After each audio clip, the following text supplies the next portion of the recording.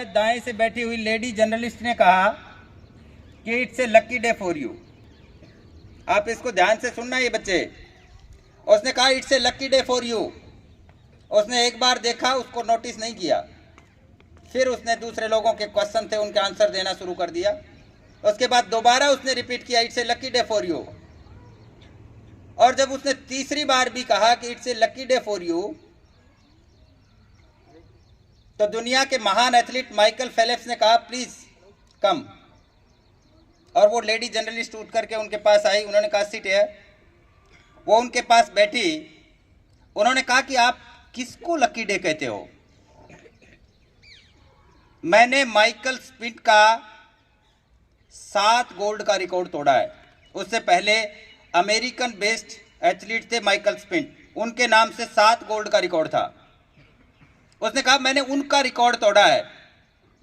तो सबसे पहले जब मैंने रिकॉर्ड को गोल के रूप में रखा या टारगेट के रूप में रखा, तो सबसे पहली कंडीशन या सबसे पहला जो कुछ मैंने देखा वो माइकल स्पिंट का प्रैक्टिस का ट्रैक देखा, प्रैक्टिस का शेड्यूल देखा।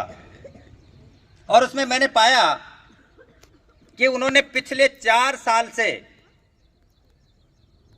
हार्ड वर्किंग की पराकाष्ठा देखना आप। पिछले 4 साल से बिना संडे के जैसे आप छुट्टियां करते हैं, बिना संडे के 8 घंटे पानी में प्रैक्टिस किया, 8 घंटे।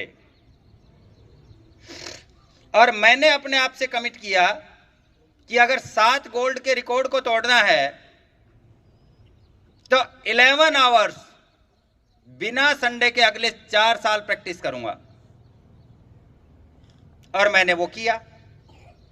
माइकल स्पिंट 8 आवर्स के लिए करते थे, मैंने 11 आवर्स के लिए किया